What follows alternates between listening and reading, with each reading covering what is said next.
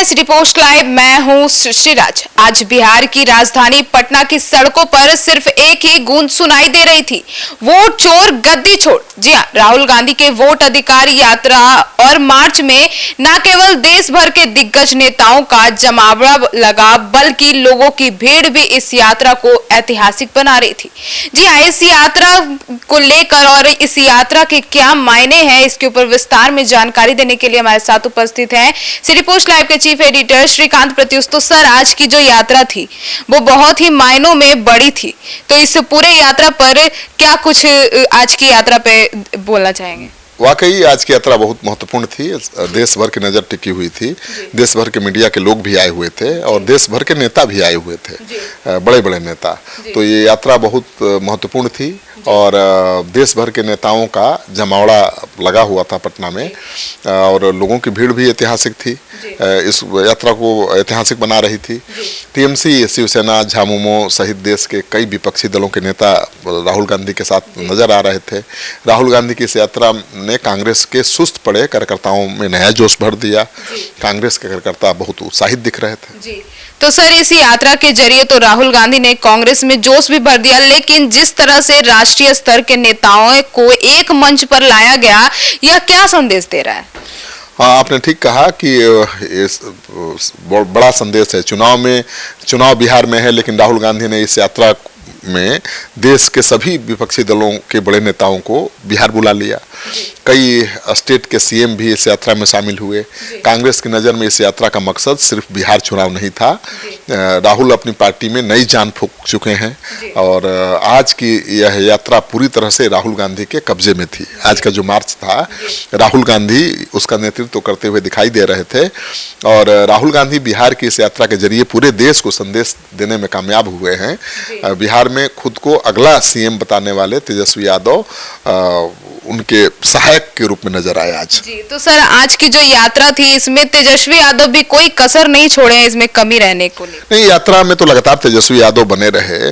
कभी उन्होंने अपनी यात्रा इतने दिनों तक लगातार नहीं की, लेकिन राहुल गांधी जब से आए तब से उनकी यात्रा में लगातार बने हुए हैं, एक दिन भी चुके नहीं। तो रात दिन मेहनत उन्होंने किया था और यात्रा में उनके कार्यकर्ता भी बहुत दिखते थे। लेकिन पटना के गांधी मैदान से जो मार्च शुरू होनी थी आज, उसको लेकर विशेष तैयारी नहीं दिखी। राहुल गांधी और कांग्रेस पार्टी के नेताओं का, मुकेश सहनी के कटआउट्स, बैनर्स, पोस्टर, झंडे लगे हुए थे मैदान में, लेकिन आरजेडी के नजर नहीं आ रहे थे। तो भीड़ तो बेहिसाब थी और मुझे लगता है कि जनता को जगाने में महत्वपूर्ण भूमिका निभाई है राहुल तेजस्वी दोनों ने। तो मुझे लगता है कि ये मार्च बहुत सफल रहा है और भीड़ को देखकर कभी भी किसी तरह की राजनीतिक नफा नुकसान का आकलन करना थोड़ा मुश्किल है, क्योंकि भीड़ जितनी जुटती है वो वोट भी दे देगी, इस बात की कोई गारंटी नहीं है। लेकिन भीड़ जुटना तो मार्च का या सभा की सफलता का पैमाना होता ही है, नेता की लोकप्रियता का भी पैमाना भीड़ ही होता है। तो राहुल गांधी जहां इस भीड़ के हीरो नजर आए, तो तेजस्वी यादव सह कलाकार की भूमिका में दिखे, तो लीड रोल में राहुल नजर आए। सर, तो ये राजनीतिक सभाओं में उमड़ी जो भीड़ है, उसको वोट से जोड़कर देखना कितना सही होगा? भीड़ को वोट से जोड़कर तो देखा ही जाता है, भीड़ लोकप्रियता। इसका उत्तर मैं पहले ही दे चुका हूं।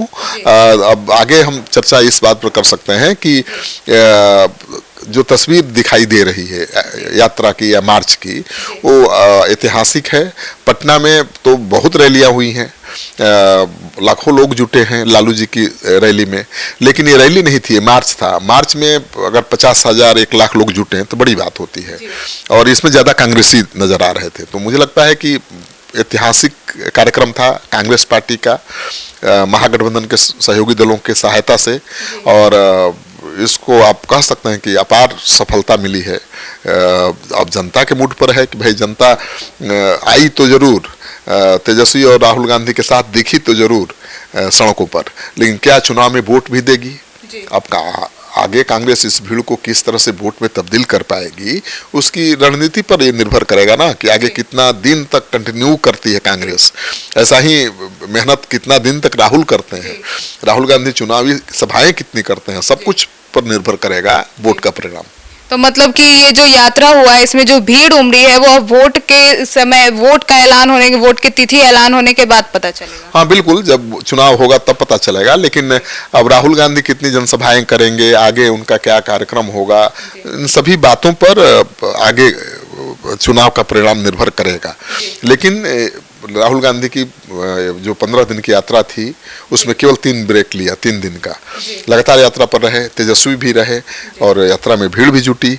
अगर एक छोड़ दीजिए विवाद पीएम मोदी की को गाली देने का, तो बाकी यात्रा से कोई विवाद नहीं जुड़ा। और जिसने गाली दिलवाई थी पीएम मोदी को, उसको तो हमने पकड़ भी लिया था। उसको पूरे बिहार की पुलिस खोज रही है, भागलपुर से लेके दिल्ली तक, लेकिन उसको मैंने पटना में ही खोज लिया था। आज भी खोज रहा था, लेकिन आज यात्रा में कहीं नजर नहीं आया मार्च में, नहीं तो आज तो पकड़ा जाता, क्योंकि पुलिस भी वहाँ थी। जब मैंने पकड़ा था तो उसके साथ बहुत लोग थे और मैं अकेला, तो मैं तो उसको पकड़ नहीं सकता था और मेरा काम भी नहीं है। लेकिन मैंने दिखाया कि वो पटना में ही घूम रहा है और बिहार की पुलिस दिल्ली तक खोज रही है। तो आज का जो मार्च है बहुत सफल कहा जाएगा। और तस्वीर जो दिख रही है, आप तस्वीर देखकर भी अंदाज़ा लगा सकते हैं। राहुल गांधी के भाषण को देखकर उनके मनोबल का अंदाज़ा लगाया जा सकता है। तेजस्वी यादव और खड़गे जी ने जो दावा किया उसको देखकर अंदाज़ा लगाया जा सकता है। तेजस्वी यादव ने क्या कहा कि जेल जाने से वो नहीं डरते हैं, जेल जाने के लिए भी तैयार है। तो उनको डर है कि चुनाव के पहले कहीं वो जेल न चल जाए, क्योंकि उनके खिलाफ तो बहुत मामले चल रहे हैं और कभी भी कुछ भी हो सकता है। तो इस बात का अंदेशा है, इसलिए उन्होंने आज कह दिया कि जेल जाने से मैं नहीं डरता, जेल जाने को तैयार हूँ, लेकिन लड़ाई जारी रहेगी। खड़गे ने कह दिया कि चिंता मत करिए, इशारा किया कि 6 महीने में ये सरकार ही गिर जाएगी, बिहार जीतेंगे, फिर इसके बाद बंगाल जीतेंगे, फिर यूपी भी जीत लेंगे।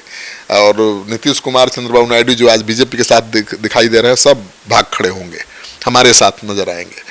तो बहुत उम्मीदें जुड़ी हुई है इस यात्रा और मार्च से। तो तमाम संदेश राहुल गांधी ने दिया है। अब देखना यह है कि सीट का बंटवारा ठीक से हो जाए और सही सीट सही हाथ में जाए।